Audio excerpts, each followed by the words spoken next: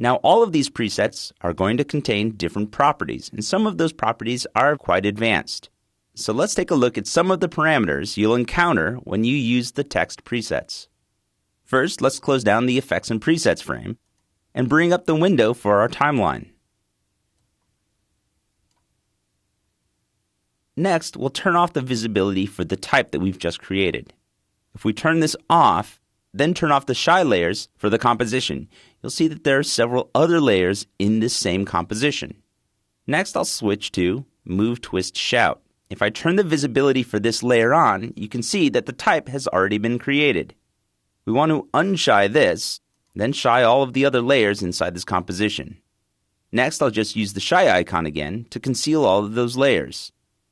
Now with this type layer selected, if I double-click on the layer itself, I can bring up the two panels that control characters, the Character panel and the Paragraph panel. We may want to dock these together, so I'll simply click on the Paragraph panel and drag it up to the Character panel.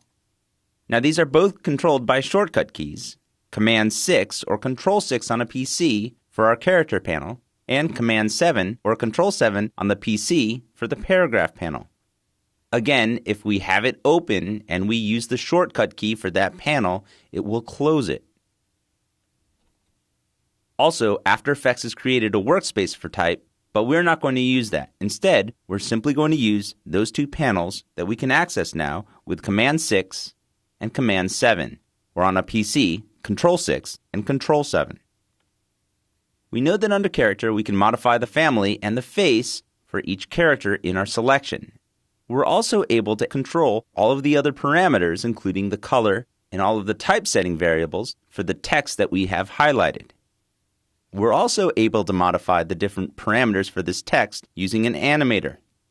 In the timeline, open up the properties for the type to reveal text and, next to it, the animator.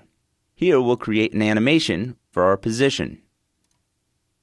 Once the animator is created, we see that we have a position value for X and Y. As we change the value here, we can see that this modifies all of the text inside the range selector. Well, we don't want to modify all of the text, only the first word. The first word we want to move. So opening the properties for the range selector reveals the start and the end, as well as an offset for that range selector.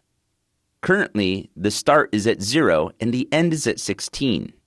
This shows me that the range selector starts at 0 without including any characters, then it goes all the way to the end, including 16 characters. If you count all of the characters on screen, they should add up to 16 characters.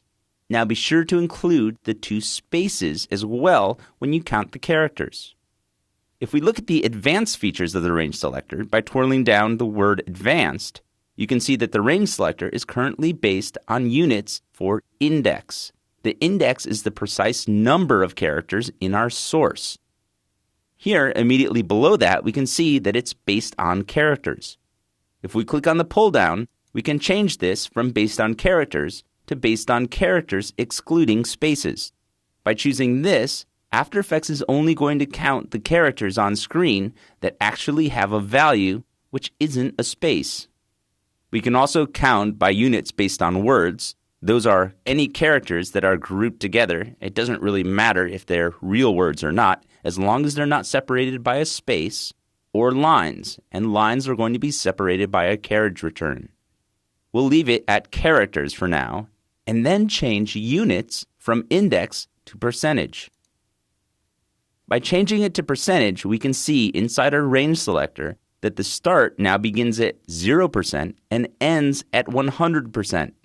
It doesn't matter how many characters are inside our source text, After Effects will simply determine the beginning of the source and the end of the source, and then place the position of the range selector based on the position along that source. So in order to modify the range selector so we're only looking at the first 4 characters, we can simply click and drag on the value for the percentage of the end. As I drag closer to the beginning, you can see that the characters that aren't included in the range selector fall back to their original position.